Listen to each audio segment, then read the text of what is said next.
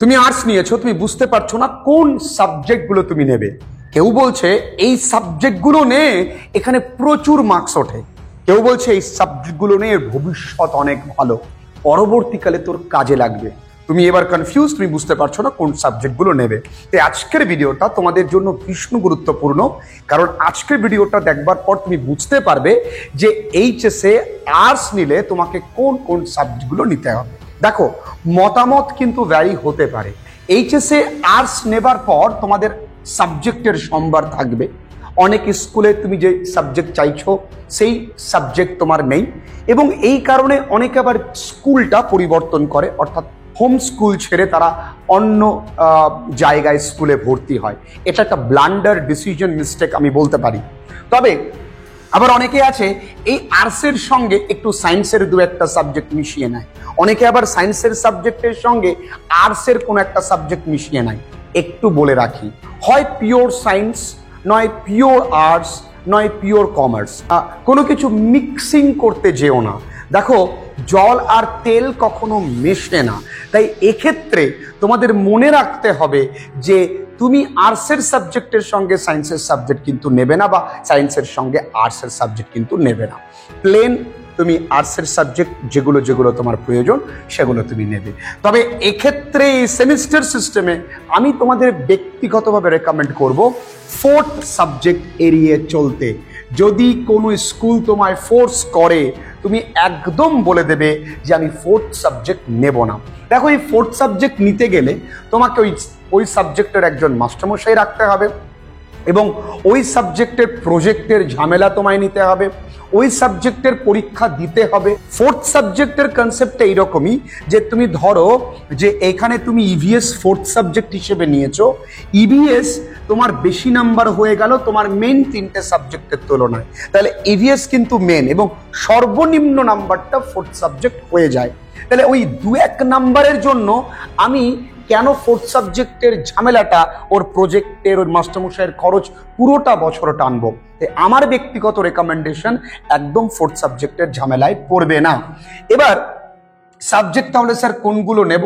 দেখো, যদি কেউ বলে যে ভবিষ্যতে তোমার প্রয়োজন, দেখো ভবিষ্যতে প্রত্যেকটা সাবজেক্ট তোমার প্রয়োজন।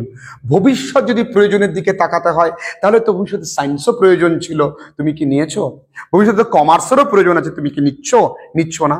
তোমার টার্গেট দুরকম হতে পারে। এক হচ্ছে তোমার ভালো লাগা, নাম্বার 2 হচ্ছে তোমার কোন সাবজেক্টে স্কোর হয় সেদিকে লক্ষ্য রাখতে হবে। তাহলে একটা লাইকিং আর একটা স্কোরিং, এই দুটো জিনিস কিন্তু তোমাদের মনে রাখতে হবে।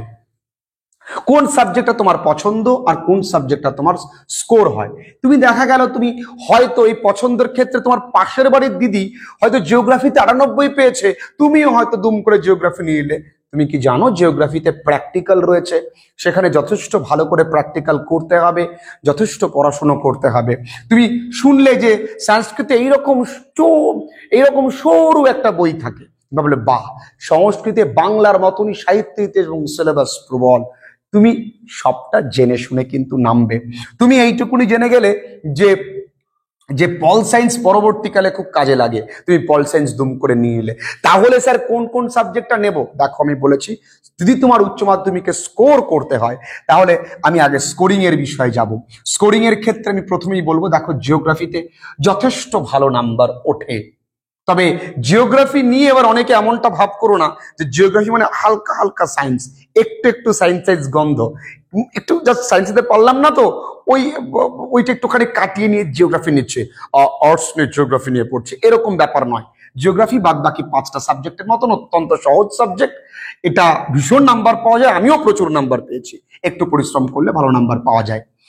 আর কি স্কোরিং সাবজেক্ট আছে? ফিলোসফি, যথেষ্ট ভালো নাম্বার ওঠে। আচ্ছা, আর কি স্কোরিং সাবজেক্ট আছে? EVS, physical education, computer application, এগুলোতে প্রচুর। অ্যানথ্রোপোলজি, এগুলোতে প্রচুর নাম্বার ওঠে। এগুলোতে প্রচুর নাম্বার ওঠে। কম্পিউটার অ্যাপ্লিকেশন তো ভীষণ নাম্বার ওঠে। ফিজিক্যাল এডুকেশনে প্রচুর নাম্বার ওঠে, ইভিএস এ নাম্বার ওঠে, তোমার ফিলোসফিতে নাম্বার ওঠে, এডুকেশনে নাম্বার ওঠে। এডুকেশন পরবর্তীকালে শিক্ষকতা লাইনে আগামীতে কেউ যাবে কিনা জানি না, যদি শিক্ষকতা লাইনে যায় মানে যেতে চায় তাহলে এডুকেশনটা তার বিএড এর সময় কিন্তু প্রচুর হেল্প করবে, সত্যি কাজে লাগে। যদি শিক্ষকতা লাইনে আসতে চায় তো এডুকেশনে প্রচুর নাম্বার ওঠে। তাহলে স্যার আপনি বলতে চান সংস্কৃতের নাম্বার কম ওঠে না, সংস্কৃতটাও একটা স্কোরিং সাবজেক্ট। আর্টসের প্রত্যেকটা সাবজেক্ট স্কোর করা যায় ভালো করে, তবে যেটা ভুল করবে না, ব্লান্ডার মিস্টেক্স যেটা করবে না সেটা হলো অনেকে ইতিহাস এবং পলিটিক্যাল সায়েন্স একসঙ্গে নিয়ে নেয়। একদম কিন্তু এই ভুলটা করো না, কারণ দুটো প্রায় সম কক্ষের সাবজেক্ট, তাই দুটো একসঙ্গে নিও না। ওটা ব্যক্তিগত অভিমত তোমাদের সঙ্গে শেয়ার করলাম। তাহলে স্যার কোন তিনটে সাবজেক্ট নেওয়া যায়? তুমি নিতে পারো তুমি প্রথমেই তোমার চয়েসে রাখতে পারো জিওগ্রাফি, তুমি তোমার চয়েসে রাখতে পারো কম্পিউটার অ্যাপ্লিকেশন, তোমার চয়েসে রাখতে পারো ইভিএস। তাহলে আমি এই একটা কম্বিনেশন বললাম। তারপরে তুমি বলতে পারো তোমার স্কুলে কম্পিউটার অ্যাপ্লিকেশন নেই, তাহলে তুমি জিওগ্রাফি রাখতে পারো। 1 নম্বরে জিওগ্রাফি রাখতে পারো, 2 নম্বরে সংস্কৃত রাখতে পারো, 3 নম্বরে ফিলোসফি রাখতে পারো। ভীষণ ভালো রেজাল্ট হবে। তবে রেজাল্টের ক্ষেত্রে তোমায় কিন্তু কোনোটাতে হাত গুটিয়ে বসে থাকলে হবে না, সবটাই ভালো করে পড়তে হবে। এর সঙ্গে বাংলা ইংরেজি কম্পালসারি, সেটাও কিন্তু মন দিয়ে পড়তে হবে, এবং ইংরেজি খুব ভালো করে খুঁটিয়ে পড়তে হবে। তোমরা হয়তো জেনেছো অলরেডি যে সেকেন্ড সেমে বহু ছেলে মেয়েরা ইংরেজিতে কিন্তু ফেল করেছে। এই নাম্বারটা কিন্তু তোমাদের উচ্চ মাধ্যমিক মার্কশিটে কিন্তু লেখা থাকবে, একটা ইম্প্যাক্ট ক্রিয়েট করবে, তাই সেদিকটা লক্ষ্য রাখতে হবে। তাই ভালো করে পড়াশুনো করো। আমাদের বহু ছেলে মেয়েরা অনলাইন ক্লাসেস করে এবং তারা ভালো রেজাল্ট করছে। মাদ্রাসা বোর্ডে মাধ্যমিকে 4th এবং স্টেট বোর্ডে আমাদের কাছে অনলাইনে সাধারণ মানুষের কাছে পড়ে তারা রাজ্যের 9ম স্থান অর্জন করেছে, এবং আমাদের ক্লাসেস করে মাধ্যমিক ইংরেজিতে 99 পেয়েছে, 95, 96 প্রচুর ছেলে মেয়েরা। তবে তোমাকে ঠিকঠাক করে ক্লাসেস করতে হবে। আমি তো আমার মতো পরিশ্রম করব, তুমি যদি ঠিকঠাক করে ক্লাসেস করতে পারো রেজাল্ট নিঃসন্দেহে ভালো হবে। তাহলে সাবজেক্ট কম্বিনেশনের ক্ষেত্রে আমি একটাই সতর্ক করব। প্রথম সতর্কতা, এই আর্টসের সাবজেক্টের মধ্যে সায়েন্সের সাবজেক্ট ঢোকাবে না, খিচুড়ি করতে যেও না। 2 নাম্বার সতর্কতা কি, এই 4th সাবজেক্ট রাখবে না। 3 নাম্বার, প্রত্যেকটা সাবজেক্ট স্কোরিং, তবে অ্যাভয়েড করবে ইতিহাস এবং পলিটিক্যাল সায়েন্স যেন একসঙ্গে কোইনসাইড না হয়ে যায়, তাহলে দুটো একটু অসুবিধা হতে পারে। কোন কোন সাবজেক্টের তুলনামূলক বেশি পড়াশোনা করতে হয়? দেখো, জিওগ্রাফিতে যথেচ্ছ ভালো পড়াশোনা করতে হয়। তোমাকে এডুকেশনে বেশ ভালো বিভিন্ন রকম কমিশন আছে, মুদালিয়ার কমিশন, কোঠারি কমিশন, বিভিন্ন রকম এডুকেশন পলিসি সম্পর্কে তোমাকে জানতে হবে। বিষয়গুলো বেশ একরকম মনে হয়, অনেকের কাছে কনফিউজিং, অনেকের কাছে মনে রাখার জন্য অত্যন্ত সহজ। এই সাবজেক্টটাও কিন্তু তোমাদের বলতে পারো যে একটু পড়াশোনা করতে হয়।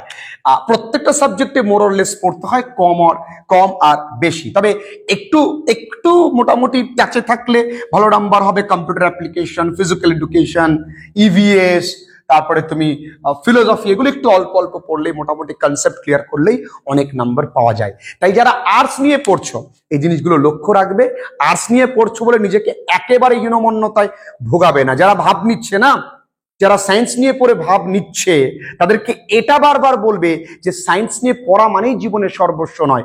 আগামী দিনে চাকরি পেতে, আগামী দিনে ভবিষ্যতে কম্পিটিটিভ লাইনে যেতে গেলে তোমরা যারা আর্টস পড়ছে তাদেরকে সায়েন্স জানতে হবে, যারা সায়েন্স পড়ছে তাদেরকে আর্টস জানতে হবে। কেউ কারো থেকে কমা নয়। প্রত্যেকটা সাবজেক্টের স্বকীয় গুরুত্ব রয়েছে, প্রত্যেকটা সাবজেক্টের স্বগৌরিমায় কিন্তু প্রত্যেকটা সাবজেক্টের ভূমিকা রয়েছে আমাদের জীবনে, আমাদের জীবন তৈরিতে। এই প্রত্যেকটা সাবজেক্ট বা স্ট্রিমকে সম্মান করবে।